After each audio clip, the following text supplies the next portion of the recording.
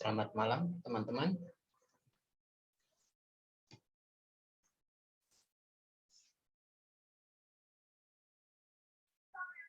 Yang baru bergabung, baru Mas Tegar aja ya ini ya?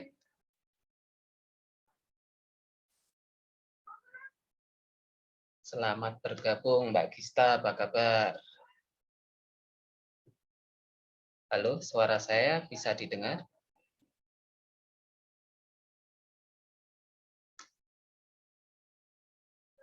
Tes, tes, 1, 2, 3.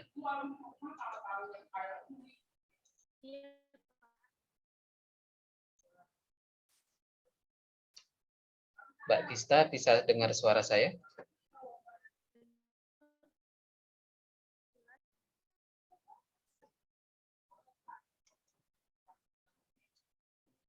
Halo, Mas Tegar, Mbak Gista? Dengar kok Pak, iya jelas Pak. Iya, oke. Mas Tegar juga ya? Dengar ya? Oke. Ya udah, saya mulai saja perkuliahan kita pada malam hari ini. Sebentar.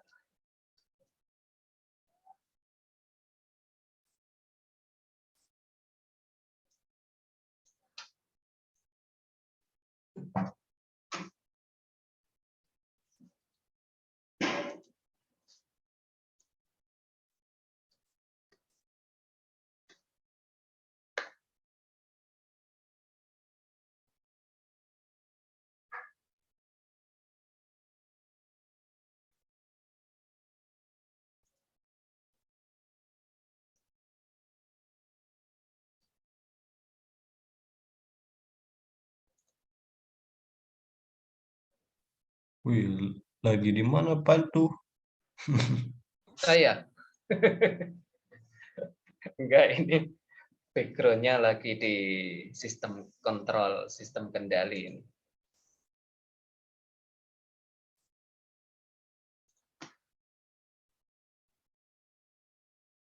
Baik, sudah tampil ya di layar teman-teman.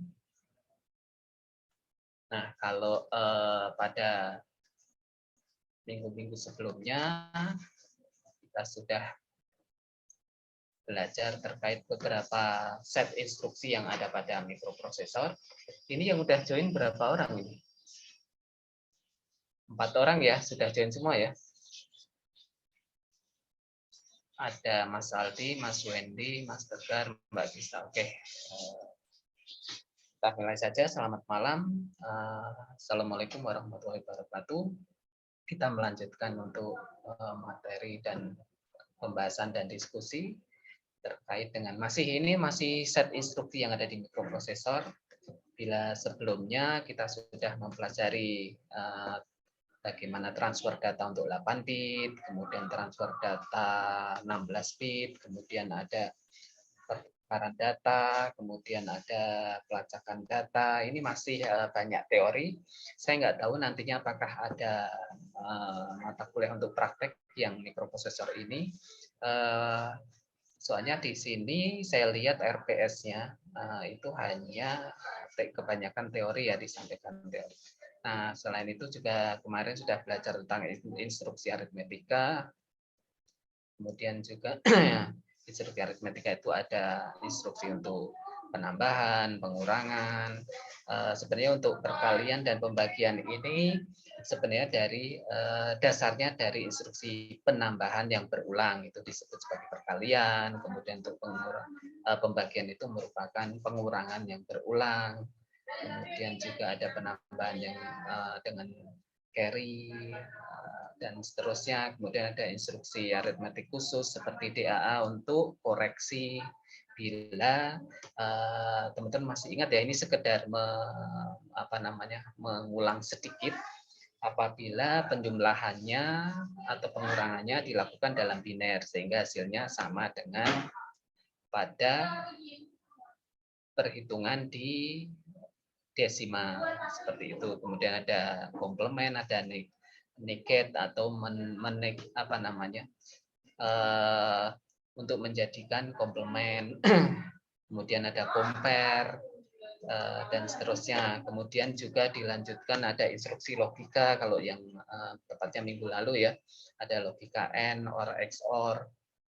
Di situ juga contoh kasusnya harus dilakukan dengan programnya ditambahkan dengan program DAA, maksudnya instruksi DAA untuk koreksi.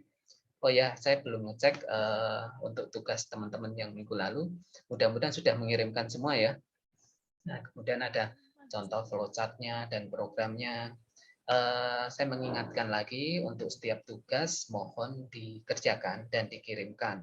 Apapun hasilnya, teman-teman usahakan selalu mengerjakan dan mengirimkan tugas yang diminta oleh setiap dosen untuk mata kuliah apapun.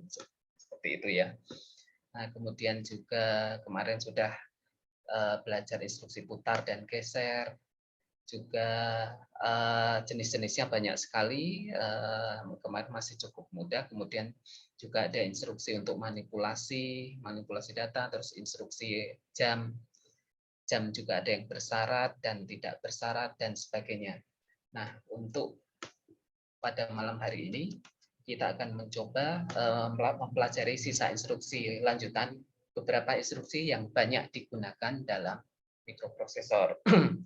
Nah, pada malam hari ini kita akan mencoba mempelajari dan berdiskusi terkait lanjutannya, yaitu ini ada instruksi call and return atau memanggil dan kembali. Jadi, instruksi call and return ini, sebentar saya ganti pointer, digunakan untuk membangun dan menjalankan subrutin program. Jadi, di sini ada program utama, teman-teman bisa lihat di gambar sebelah kanan. Kemudian dia akan memanggil program atau subrutin yang merupakan subrutin itu adalah rutin sebagai penggalan program aplikasi yang bisa dipanggil secara berulang-ulang.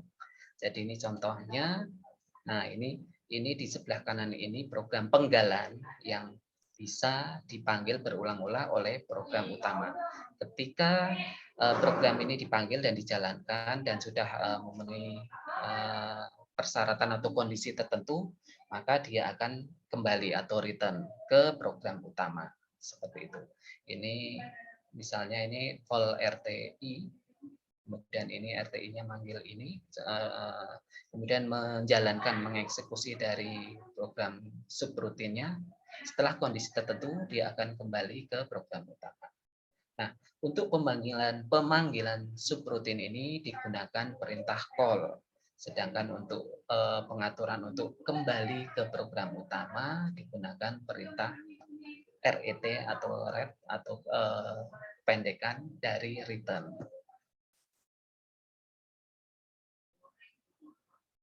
Instruksi call and return ini ada dua jenis, baik yang tanpa syarat maupun yang bersyarat. Jadi yang pertama ini ada call tanpa syarat, kemudian call bersyarat, kemudian return tanpa syarat, dan return bersyarat. Nah, kita coba bahas satu persatu. Untuk instruksi call tanpa syarat, instruksi call ini adalah perintah menjalankan suatu subrutin program dengan menunjuk alamat absolut dari suatu program subrutin program tersebut. Jadi ini langsung memanggil, ini langsung panggil tanpa melakukan syarat tertentu. Perintah call tanpa syarat ini dinyatakan dengan perintah sebagai berikut.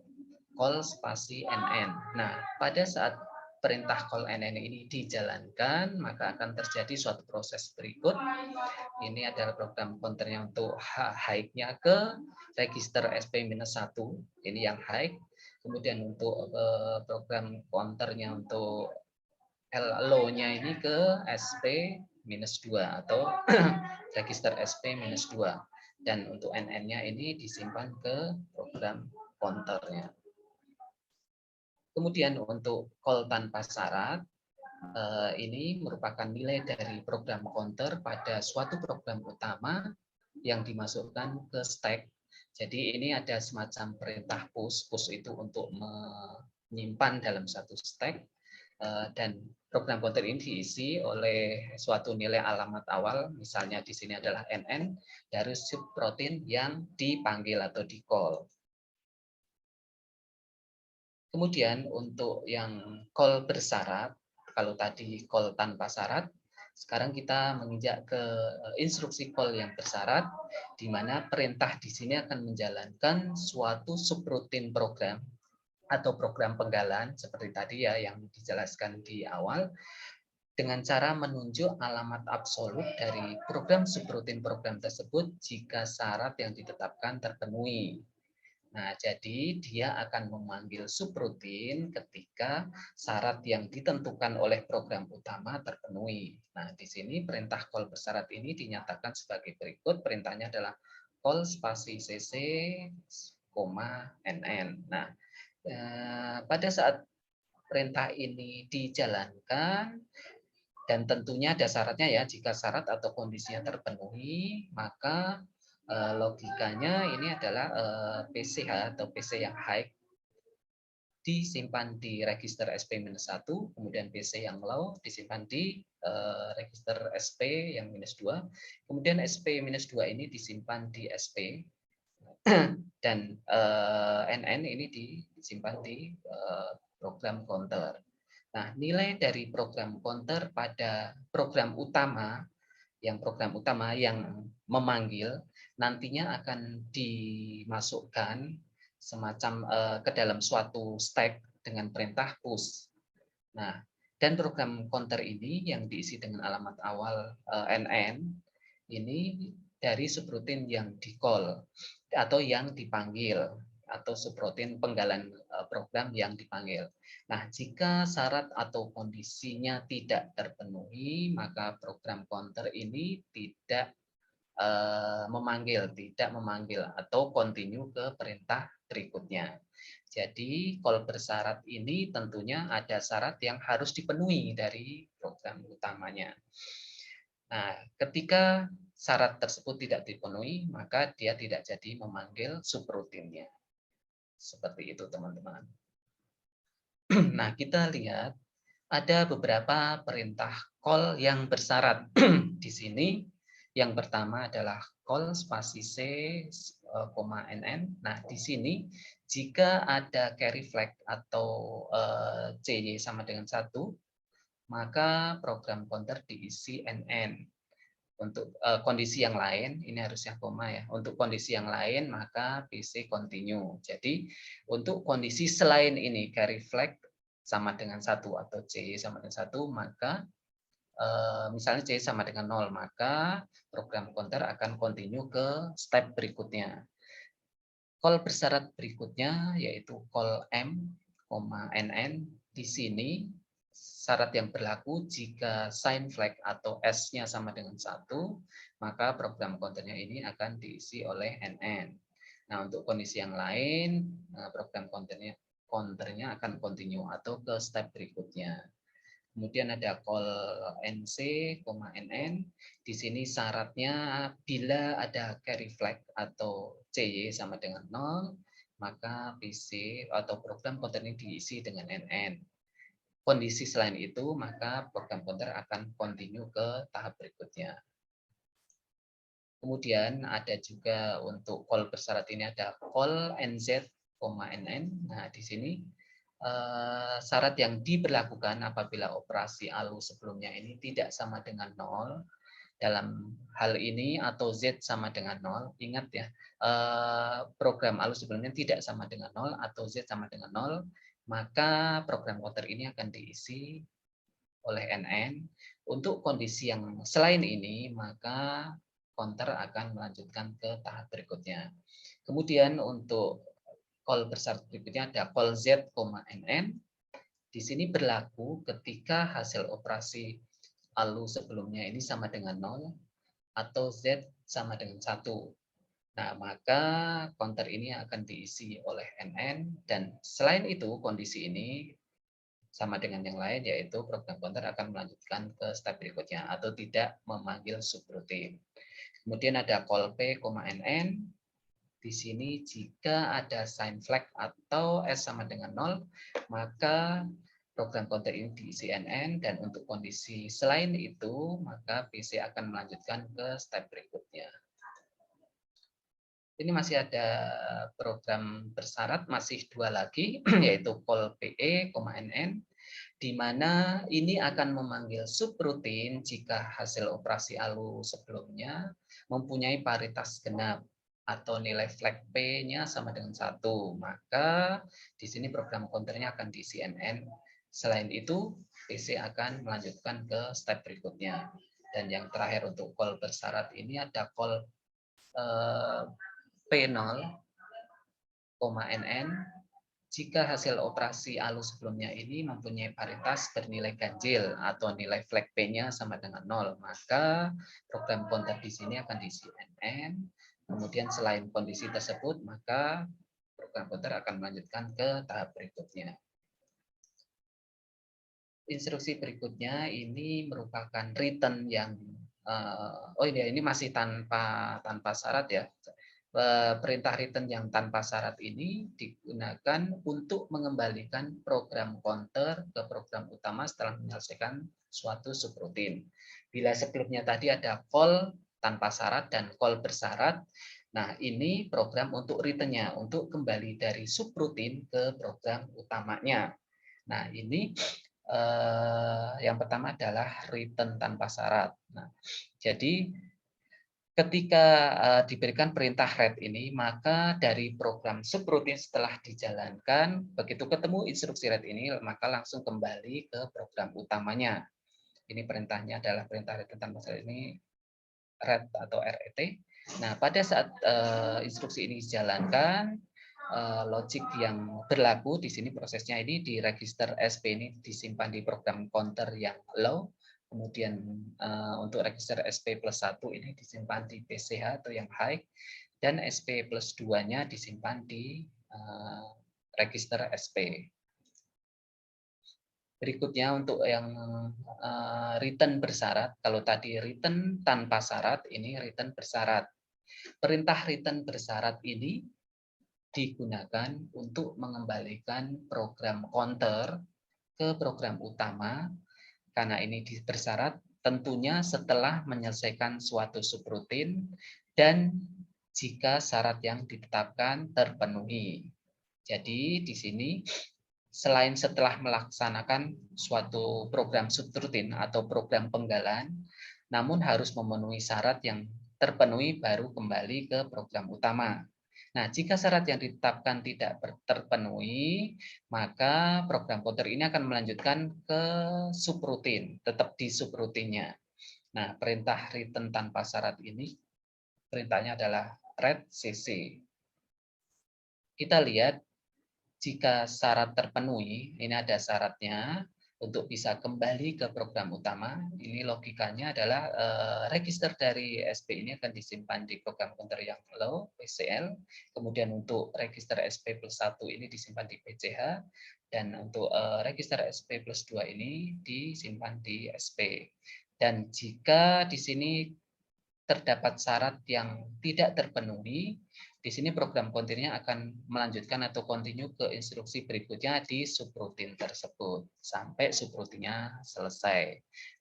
Tentunya nantinya akan ada dibuatkan return yang memenuhi syarat, atau yang ketika syaratnya sudah terpenuhi, maka akan kembali ke atau return ke program utamanya. Berikutnya, beberapa perintah yang termasuk dalam return bersyarat, ini ada beberapa. Di antaranya yang pertama ini adalah read C.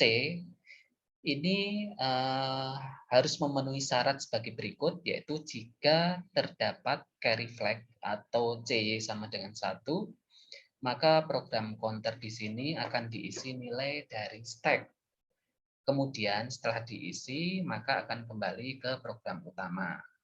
Untuk kondisi yang lain, PC ini program counter akan continue di perintah subroutine berikutnya. Kemudian ada read M. Nah, di sini bila sign flag-nya atau S-nya sama dengan 1, maka program counter ini akan diisi dari nilai stack selanjutnya akan setelah terpenuhi maka kembali ke program utama. Untuk kondisi lain tetap melanjutkan instruksi di subrutin tersebut. Kemudian untuk return bersyarat berikutnya adalah red spasi NC. Di sini persyaratannya jika tidak ada carry flag atau C sama dengan 0, maka program counter ini diisi nilai dari stack dan kembali ke program utama. Sedangkan untuk kondisi keadaan yang lain masih sama, program counter akan melanjutkan ke instruksi subrutin berikutnya. Kemudian ada red NZ. Di sini akan berlaku jika operasi ALU sebelumnya tidak sama dengan 0 atau Z sama dengan 0. Maka di sini program counter akan diisi nilai dari stack dan berikutnya selanjutnya adalah kembali ke program utama. Bila tidak terpenuhi, maka program counter akan continue atau melanjutkan ke step subroutine berikutnya. Masih return bersyarat, di sini ada red Z. Di sini berlaku persyaratan yaitu apabila operasi dari ALU sebelumnya itu sama dengan 0 atau Z sama dengan 1, maka program counter ini diisi nilai dari stack, berikutnya kembali ke program utama. Untuk kondisi yang lain, bila tidak terpenuhi ini, maka program counter akan ke step subroutine berikutnya. Ada lagi return P. Di sini ketika sign flag atau S itu sama dengan 0, maka program counter diisi nilai dari stack dan kembali ke program utama. Ini jika terpenuhi. Jika tidak, program counter tetap continue ke step subroutine berikutnya. Ini masih ada lagi red PE. Di sini berlaku jika hasil operasi ALU sebelumnya mempunyai nilai paritas yang benar atau nilai flag P-nya itu sama dengan 1, maka program counter ini akan diisi nilai dari stack tersebut dan kembali ke program utama. Selain itu, PC atau program counter akan continue ke program subroutine tersebut. Kemudian ada red PO atau P0 jika hasil operasi ALU ini mempunyai paritas yang ganjil atau nilai flag P-nya sama dengan 0, maka program counter tersebut diisi nilai dari stack-nya, kemudian baru kembali ke program utama.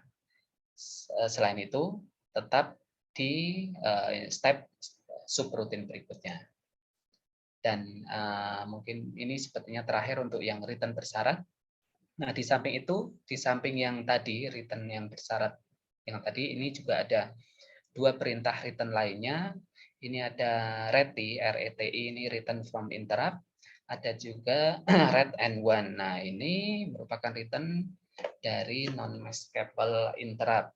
Nah, dalam suatu komputasi non-maskable interrupt ini atau interupsi non-maskable ini merupakan suatu interupsi dari suatu perangkat keras yang kondisinya itu tidak dapat diabaikan oleh teknik penyamaran instruksi dalam suatu sistem yang standar. Nah, di sini biasanya terjadi untuk memberikan sinyal perhatian pada kesalahan perangkat keras yang tidak dapat dipulihkan.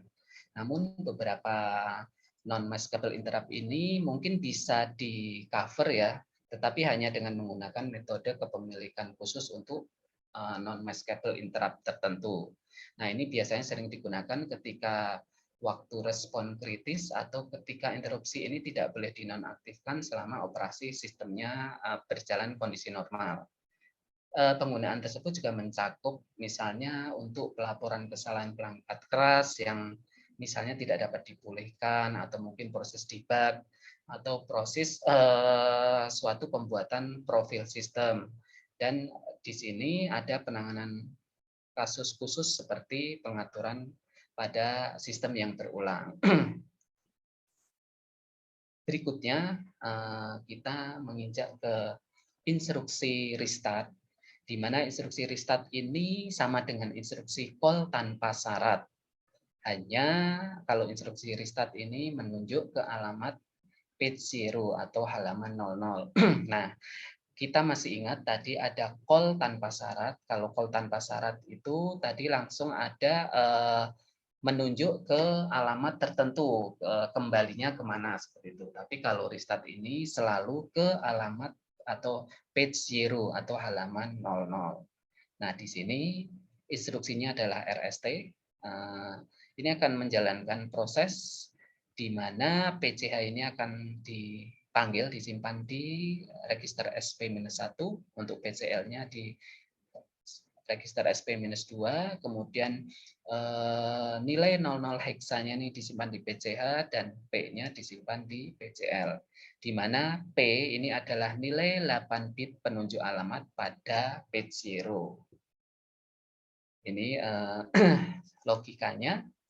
Kemudian untuk restart alamat yang dipanggil ini sudah tertentu, yaitu misalnya ini contohnya RST 00 heksa. Di sini memanggil alamat di 0000 heksa. Kemudian RST 08 ini memanggil alamat 0008. Kemudian untuk RST 10H misalnya ini memanggil alamat 0010 heksa. Kemudian RST 18H ini juga memanggil alamat 0018 heksa. Kemudian ini 20H ini memanggil alamat 0020. Ini penulisannya dalam 16 bit ya.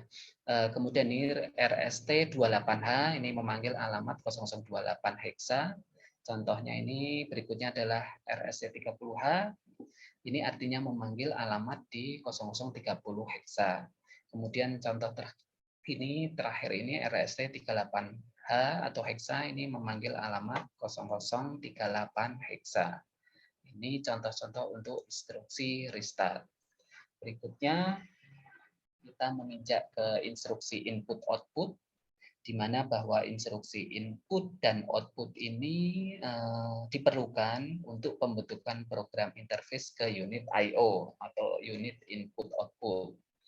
Instruksi input ini digunakan untuk mengambil data dari port input, sedangkan instruksi output ini digunakan untuk mengirim data ke port output. Nah, pengalamatan dari I/O atau input-output ini dapat menggunakan pengalamatan langsung atau direct maupun tidak langsung atau secara indirect. Nah, kita lihat ada beberapa bentuk instruksi input-output.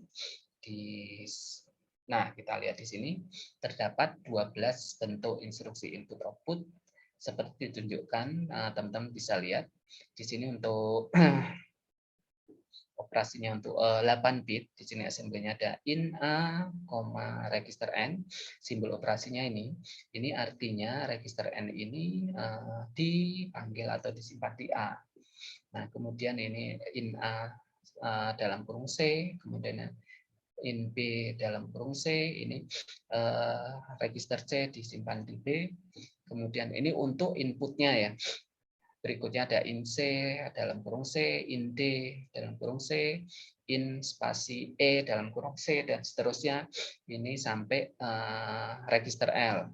Kemudian ini untuk yang menggunakan memori HL. Ini ada register B-1 dimasukkan ke register B, berikutnya juga untuk memori HL plus 1 disimpan di HL. Dan seterusnya, ini selain itu juga ada output, ini out N spasi E, A, ini artinya register A ini disimpan di register N untuk mengirimkan ke N untuk output. Dan seterusnya ini sampai register L disimpan di register E dan seterusnya. Selanjutnya,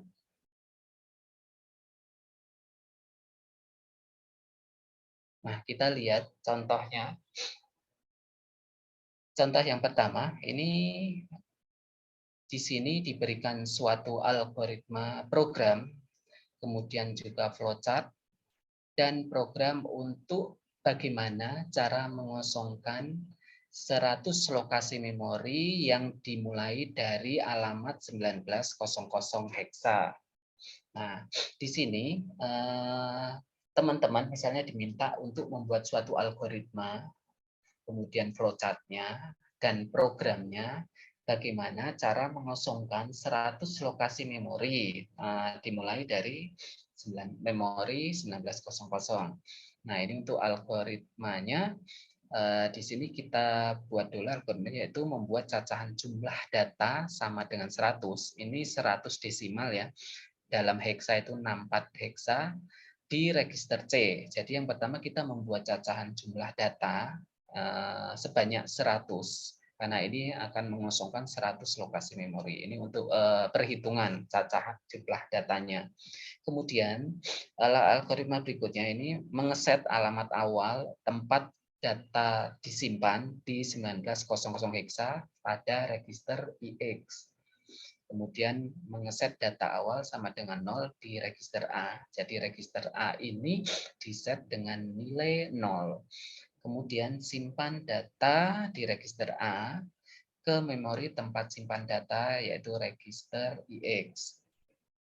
Kemudian kita naikkan nilai pencatat alamat register IX 1 alamat. Jadi alamat IX-nya ini kita tambah satu semacam proses increment ya. Kemudian kurangi data cacahan dari register C dengan 1.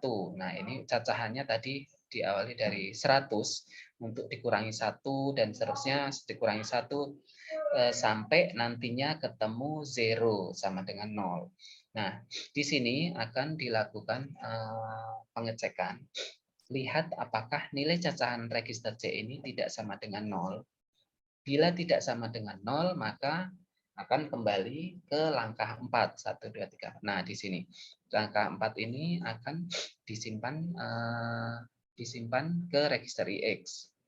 Dan akan ditambah lagi atau dikurangi.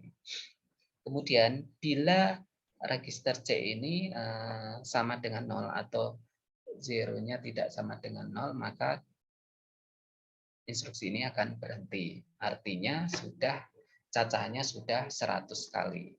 Seperti itu. Di slide berikutnya ini nantinya akan ditampilkan program, maksud saya flowchart dan program dari penerapan instruksi yang sudah kita lihat algoritmanya. Kita lihat untuk flowchart dan programnya. Nah, di sini teman-teman bisa lihat gambar di sebelah kiri. Ini merupakan flowchart program bagaimana mengosongkan 100 lokasi memori. Di sini flowchart-nya dimulai dengan start, kemudian di sini adalah 64 heksa, ini sama dengan 100 desimal, disimpan di register C. Kemudian memori awal itu tadi 1900 disimpan di register atau memori IX.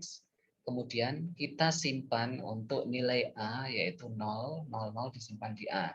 Kemudian di A ini tadi disimpan di memori IX plus 00 atau 1900. Kemudian IX ini atau 1900 ditambah dengan 01 disimpan di IX. Jadi nilai saat ini adalah 1900. Kemudian C-nya ini dikurangi 1. C itu tadi adalah 64 heksa atau 100 desimal. Hasilnya disimpan di C. Jadi saat ini nilai di C adalah 99 desimal. Berikutnya akan dicek. Bila flagnya tidak sama dengan 0, atau di sini Z-nya sama dengan 0, maka dia akan return kembali ke sini. Kembali ke step tadi disebut step 4. Di sini akan dikurangi lagi memorinya atau dihapus ya, dikosongkan. Ini kan disimpan di ini. Di sini tentunya setelah disimpan di 00 kemudian ditambah 1 lagi jadi 1902 dan seterusnya. Dan C-nya counternya akan menghitung dari 19 dikurangi 1 lagi 98. Kemudian akan dicek apakah flagnya sama dengan 0 atau tidak, flagnya tidak sama dengan 0 atau Z-nya sama dengan 0. Kalau tidak, ini akan kembali lagi, begitu seterusnya. Memori berikutnya lagi bertambah untuk dikosongkan dan counter menghitung mengurangi lagi dari 98 ke 99 dan seterusnya sampai 100 kali. Ketika flagnya sudah sama dengan 0 atau Z-nya bukan sama dengan 0, maka akan kembali ke program instruksi akan berhenti atau stop. Nah, di sini teman-teman bisa lihat di sini programnya untuk assembly-nya seperti ini. Ini load C,64H.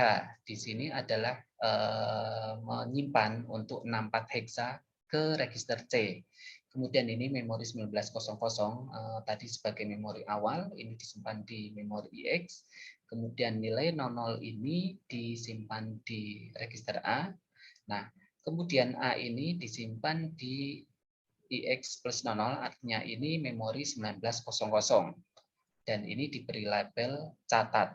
Nah, kemudian dilakukan increment di IX, memori X atau 1900.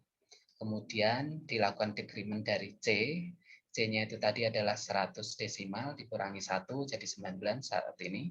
Kemudian JPNZ. Nah, di sini instruksi jam atau melompat dengan kondisi apakah flag-nya itu tidak sama dengan 0 atau kondisinya Z sama dengan 0. Jika ya maka akan kembali ke catat. Catat itu ini.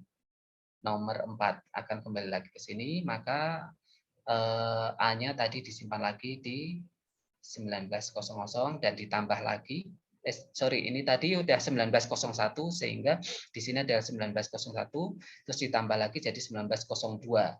Ini C-nya tadi 99 dikurangi jadi 98. Kemudian ini jika flag-nya tidak sama dengan 0 atau Z sama dengan 0 maka kembali lagi. Begitu seterusnya sampai memori 100 memori dari 1900 sampai 1999 memorinya kosong baru terpenuhi syaratnya sehingga ini program akan berhenti atau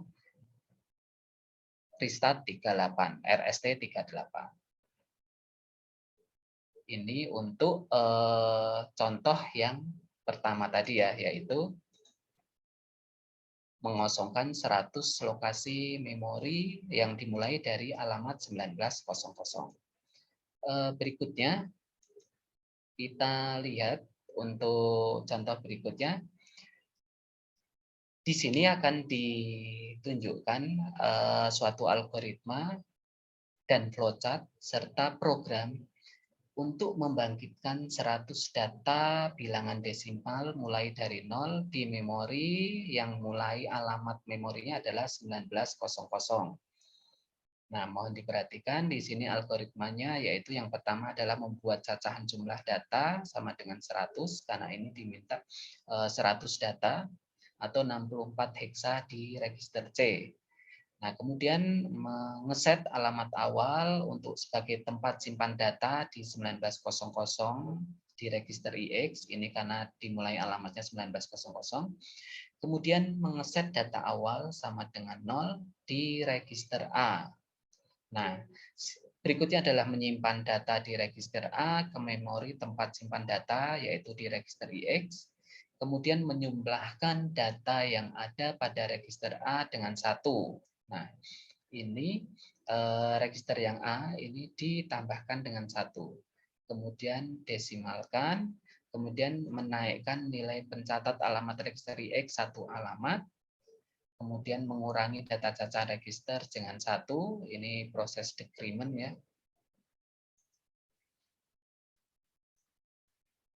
Oh iya Mas Aldi, nggak apa-apa. Ini paman saya baru baca ada pesan di chat Zoom ya. Monggo silahkan nggak apa-apa. Nanti bisa dipelajari untuk materi malam ini. Mudah-mudahan pamannya cepat sehat ya. Ini mau mengantar paman yang sakit. Saya lanjutkan. Nah, ini mengurangi data cacahan dari register C dengan 1. Nah, kemudian di sini ada pengecekan di mana akan dilihat apakah nilai cacahan register C ini tidak sama dengan 0. Jika iya, maka kembali ke 4. Ke langkah 4 dan berhenti. Nah, kita lihat Di sini untuk cacahan jangan teman-teman jangan bingung ya. Jadi kalau register C ini tidak sama dengan 0 berarti Z-nya sama dengan 0 atau flag-nya itu Z sama dengan 0. Kita lihat untuk flowchart-nya. Di sini program flowchart-nya untuk yang gambar sebelah kiri, ini flowchart program untuk membangkitkan 100 data bilangan desimal yang dimulai di alamat 1900. Ini diawali dengan program instruksi start, kemudian 64 hexa ini disimpan di register C, kemudian untuk alamat 1900 hexa ini disimpan di register IX, kemudian mengeset nilai awal 0 di register A. Kemudian di A ini disimpan di memori IX00, dalam hal ini adalah alamatnya di 1900. Kemudian register A ini ditambahkan 1, atau ini prosesnya adalah increment A ditambah 01 disimpan di A. Berikutnya memori IX ini ditambah 01, jadi ini memorinya 1901 disimpan di IX atau 1900, yang tadi 1900 jadi 1901. Kemudian untuk counter C-nya ini dikurangi 01, yang tadinya nilai awalnya adalah 64 atau 100 desimal, disimpan di C. Di sini akan dilihat kalau nilai flag-nya itu tidak sama dengan 0 atau Z sama dengan 0, maka akan diulang. Proses berulang. Di sini tadi A-nya akan ditambahkan 1 untuk menjadi 2. Kemudian disimpan di 1902. Kemudian counternya juga berkurang, menghitung berkurang dari 100 sampai dengan 0. Apabila counternya ini sudah 0, dalam hal ini Z tidak sama dengan 0, maka instruksinya berhenti atau stop. Nah, untuk programnya, teman-teman bisa lihat di sebelah kanan, ini program untuk membangkitkan atau menjalankan membangkitkan 100 data desimal dengan lokasi memori dimulai di alamat 1900, di mana di sini diawali dengan load C, 64H, ini 64-nya disimpan di register C. Kemudian untuk memori 1900 ini disimpan di register IX. Kemudian mengeset nilai awal untuk register A ini 0. Kemudian A ini disimpan di memori IX plus 00 atau 1900, alamatnya 1900. Kemudian add A01, jadi ini nilai dari A yang tadinya 0 ditambah dengan 1 dan disimpan di A. Sekarang nilai A adalah 1. Kemudian ini DAA. Teman-teman ingat ya, ini DAA adalah untuk mengkoreksi. Karena ini penjumlahannya dilakukan dalam biner, sehingga biar hasilnya sama dengan desimalnya, maka dilakukan koreksi. Teman-teman masih ingat ya, bila bit mana dicek, bit yang high maupun bit low yang lebih dari 9, maka akan ditambahkan dengan 6 atau 0110. Kemudian di step berikutnya ini ada increment dari memori atau register IX dikurangi 1, ini untuk pencacahannya. Increment ini untuk menambahkan di memorinya. Nah, ini untuk decrement C ini untuk pencacahannya, yang tadinya 100 dikurangi jadi 99. Nah, CPNZ ini untuk lompat ketika flag-nya itu tidak sama dengan 0, maka atau Z sama dengan 0, maka dia akan melompat ke ini, labelnya catat kembali ke sini. Dan ini akan diulang lagi, memorinya ditambahkan, kemudian nilainya membangkitkan lagi, yang A tadi 1 ditambah lagi jadi 2, begitu seterusnya. Kemudian untuk pencacahnya ini dikurangi dari 100 dikurangi jadi 99, 98 dan seterusnya. Ini akan ditambah terus sehingga akan membangkitkan 100 data mulai dari 1900 sampai 1999. Setelah tercapai maka di sini akan instruksinya adalah berhenti di RST 38. Sampai di sini ada pertanyaan, teman-teman? Kalau belum ada, saya lanjutkan. Berikutnya ini ada contoh berikutnya lagi, di mana di sini disediakan suatu algoritma program, kemudian flowchart, dan program untuk membangkitkan 50 data bilangan desimal ganjil mulai dari 1 di memori alamat yang dimulai dari 1900. Maksudnya mulai dari alamat 1900. Nah, di sini algoritmanya kita lihat di sini yang pertama yaitu membuat cacahan jumlah data yang sama dengan 50. Nah, di sini karena diminta 50 data, jadi ini membuat cacahan data jumlahnya 50 atau dalam heksa itu 32 heksa dan disimpan di register C. Kemudian mengeset alamat awal untuk tempat simpan data di alamat 1900 heksa di register IX. Kemudian mengeset data awal sama dengan 1 di register A. Nah, kalau tadi sebelum-sebelumnya itu mengset nilai 0 nilai sebagai nilai awal di register A, kalau ini diset nilainya 1 karena di sini diminta mulai dari 1. Bilangan yang akan dibangkitkan itu bilangan desimal ganjil mulai dari 1. Kemudian menyimpan data di register A ke memori tempat simpan data, yaitu tadi yang sudah didefinisikan di awal yaitu register IX. Kemudian menjumlahkan data yang ada pada register A dengan 2. Tadi di set awal, nilai awalnya adalah 1, kemudian di sini ditambahkan dengan 2. Sehingga nilai A saat ini adalah 3. Karena A ini ditambahkan 2, 1 tambah 2, hasilnya 3, dan disimpan di register A. Kemudian naikkan nilai pencatat alamat register 1 alamat. Jadi IX ini yang tadinya 1900 sekarang jadi 1901. Nah, jadi kemudian nilai 3 ini disimpan di 1901. Nah, kemudian mengurangi data cacahan register C dengan 1. Jadi tadi register C-nya adalah 50 dikurangi 1 jadi 49. Nah, dilihat apakah cacahan register C tidak sama dengan 0 karena C di sini adalah 49, maka di sini tidak sama dengan 0 memenuhi, maka akan kembali ke langkah 4. Di sini langkah 4, register A disimpan di register yang tadi IX-nya itu menjadi 19, menaikkan ya jadi 1901. Jadi sekarang 1902. Kemudian A yang tadinya 3 ditambahkan lagi 2 jadi 5, disimpan di 1903. Kemudian ini register cacahannya C dikurangi lagi 1. Yang tadinya 49 jadi 48. Di sini dicek lagi apakah sama dengan 0. Karena C-nya 48, kembali lagi. Begitu berulang terus, jadi memorinya nantinya naik 1900, 1901, 1902, 1909, dan sedangkan nilai yang dibangkitkan mulai dari 1, 3, 5, dan seterusnya 7, dan seterusnya sampai 50 data berikutnya. Nah, ketika C ini dikurangi setiap proses memanggil apa namanya berulang, ini dikurangi 1 terus sampai akhirnya ketemu 0.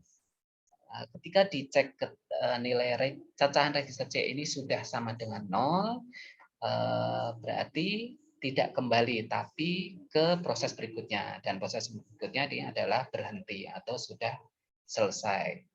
Nah, ini untuk algoritmanya. Kita lihat berikutnya. Di sini petunjuknya untuk membentuk hitungan cacahan pengulangan sebanyak 50 kali. Di sini perlukan perhitungan konversi bilangan desimal 50 menjadi 32 heksadesimal. Karena di program di sini dibacanya sebagai bilangan heksa. Kemudian alamat awal tempat simpan data ini ditetapkan terlebih dahulu pada daerah RWM, yaitu alamat 1900 heksa. Nah, berikutnya perintah increment alamat memori tempat simpan ini datanya bertambah 1 dan berulang sebanyak 50 kali melakukan proses penambahan data awal, yaitu A sama dengan 1 data awalnya ditambahkan dengan 2. karena yang dibutuhkan dibangkitkan adalah bilangan desimal ganjil. Jadi setelah 1, kemudian 3, kemudian 5, 7, dan seterusnya. Nah, ini petunjuk ini tentunya menjadi memudahkan untuk membuat prosesnya menjadi lebih sederhana. Nah, kita lihat untuk flowchart-nya. Nah, teman-teman bisa lihat di sini gambar di sebelah kiri. Ini adalah flowchart dari tadi yang program maksud saya algoritma untuk membangkitkan 50 bilangan desimal ganjil diawali di alamat 1900. Ini flowchart-nya, ini programnya diawali 32 heksa ini disimpan sebagai di register C sebagai nilai cacahannya. Kemudian untuk memori alamat memori 1900 ini disimpan di register IX. Kemudian mengeset nilai awal untuk register A ini 1 heksa. Kemudian di sini untuk nilai A disimpan di memori 1900. Tadi itu nilainya 1, yang ini. Nah, kemudian nilai A ini ditambahkan 2 menjadi 3 dan disimpan di A. Saat ini nilai di A adalah 3. Kemudian untuk memori IX atau 1900 ditambah 1 jadi 1901 disimpan di IX. Jadi nilai saat ini di IX adalah 1901. Kemudian cacahannya di register C yang tadinya 32 heksa dikurangi 1 menjadi 31 atau untuk desimalnya adalah 49. Di sini akan dilihat C-nya apakah sama dengan C-nya ternyata kan tidak sama dengan 0. Nah, karena nilainya 49, artinya Z sama dengan 0, flag-nya sama dengan 0, sehingga akan diulang ke sini. Nilai A ini akan disimpan, yang ini 3, disimpan di 19 IX plus 00 atau saat ini kondisinya di 1901, ini ada penambahan 1. Kemudian ini A-nya yang 3 ditambah 2 menjadi 5. Kemudian IX-nya ditambah 1 lagi jadi 1902. Jadi 5 disimpan di 1902. Artinya ketika kita buat tabel 1900 itu menyimpan 1, 1902 itu menyimpan 3, dan 1902 itu menyimpan 5 dan seterusnya. Cacahannya ini akan berkurang 1, yang tadinya 50, 49 jadi 48. Dicek lagi ini selama cacahannya belum 0 dia akan kembali ke sini. Begitu seterusnya sampai terbentuk atau dibangkitkan 50 bilangan ganjil dimulai di alamat 1900 sampai 1949. Setelah tercapai 50 bilangan ganjil, maka proses stop atau berhenti. Nah, untuk programnya teman-teman bisa lihat di sini. Ini program assembly-nya yang di sini load C,32 di sini menunjukkan delay atau immediate ini 32 heksa disimpan di register C. Kemudian memori 1900 ini disimpan di register IX. Ini mengeset nilai awal 1 heksa disimpan di register A. Kemudian nilai A ini disimpan di memori 1900, ini di labelin catat. Kemudian dilakukan penambahan dari register A ditambah dengan 02 sehingga yang tadinya nilai awalnya 1 menjadi 3 dan disimpan di A. Kemudian karena ini kondisi biner dilakukan DAA koreksi. Hasilnya biar sesuai dengan desimalnya. Kemudian memori IX dilakukan increment, ditambahkan 1 sehingga jadi 1901. Dan untuk cacahannya yang tadi 32 heksa atau 50 desimal di decrement menjadi 49 atau 31. Kemudian ini dicek atau bila C-nya tidak sama dengan 0, maka lompat ke kembali lagi.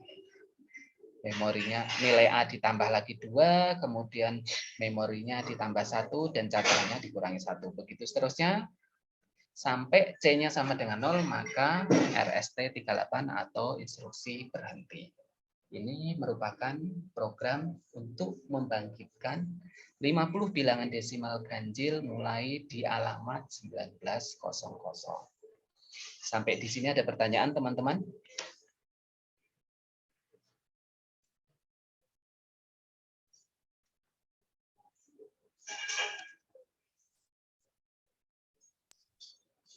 Belum, Pak. Belum ya, masih bisa dipahami ya. Baik. Nah, untuk bisa lebih memahami, ini teman-teman saya beri latihan.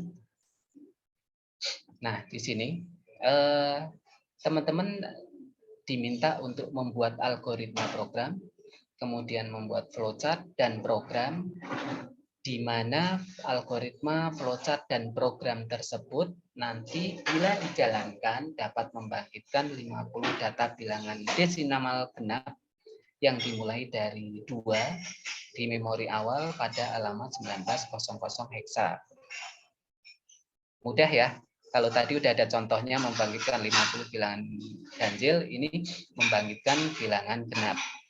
Nah, kemudian yang kedua, ini teman-teman diminta untuk membuat sama algoritmanya, kemudian flowchart-nya dan program di mana bila dijalankan instruksi tersebut, program tersebut dapat membangkitkan 150 data bilangan desimal, di sini kelipatan 5, dimulai dari 5, jadi nilai awalnya adalah 5. Kelipatan 5 berarti setelah 5, 10, 15, 20, 25, 30, dan seterusnya. Dan di sini disimpan di memori awal pada alamat 1902 heksa. Ini teman-teman coba dikerjakan, nanti seperti biasa dikirim email. Ini untuk subjek emailnya ini ya, kuis 220614. Maksudnya ini tanggal 14 Juni 2002. Mungkin untuk pertemuan malam hari ini sampai di sini dulu. Untuk yang kuis ini ada pertanyaan? Pak, kan kemarin Gista belum ngumpulnya, Pak. Oh Soalnya ya, Gista belum ini, Pak, belum sempet karena bolak-balik rumah Duh. sakit buat anter paman Gista, Pak. Jadi belum sempet Oh, kerjain. Paling ya, Gista ya, ya, satuin ya. sama tugas yang ini aja ya, Pak. Boleh ya. Ya. Boleh ya, Pak? Saya juga belum sempat memeriksa yang kuis yang terakhir. Nanti subjeknya kasih kuis dan tanggalnya, formatnya seperti ini ya. Formatnya seperti ini biar saya mudah untuk mengoreksinya. Oh iya. Oke, itu aja. Mohon diusahakan sampai sebelum UAS, sebelum ujian akhir semester, semua tugas sudah dikumpulkan. Iya, Pak. Kalau Makasih ya, bisa, Pak. ya, karena apa? Tetap saya sampaikan, jadi nilai kuis atau tugas ini porsinya sangat besar. Jadi sesibuk apapun teman-teman usahakan untuk selalu mengerjakan tugas. Jadi ini untuk bisa membantu apabila nilai UTS-nya maupun UAS-nya agak kurang, jadi bisa dibantu dari nilai kuis atau tugas. Mungkin itu aja yang bisa saya sampaikan. Kalau belum ada pertanyaan, mungkin bisa kita akhiri untuk pertemuan pada malam hari ini. Mungkin ada pertanyaan lagi? Hari ini hadir semua ya, cuman di tengah tadi Mas siapa tadi yang izin? Wendy, Pak. Mati lampu, Pak, iya. dia di rumahnya. Oh ya, oh. Iya, mati lampu, Ya. Pak. Ya deh, kalau gitu, kalau sudah tidak ada pertanyaan, mungkin saya bisa akhiri. Kalau teman-teman masih semangat sampai jam 9 bisa mencoba-coba mengerjakan. Mbak Gista, jangan lupa mengerjakan yang minggu lalu. Iya, Pak. Tapi nanti ngirimnya beda email ya. Setiap ini dibedakan ya. Oh, Jangan jadi dikantongi satu email. setiap Benar. kuis dibedain aja ya, Pak? Betul, ya Oh, gitu. ya. Jadi kalau kemarin saya kemarin kasih subjek apa ya, saya lupa. Ya nanti biar saya memudahkan bisa menghitung jumlahnya juga, jumlah tugas yang sudah dikerjakan. Oke, mungkin itu aja. Setelah ini saya kirimkan materinya, ya teman-teman bisa mempelajari lebih dalam dan bisa langsung mengerjakan tugasnya. Terima kasih atas perhatian teman-teman.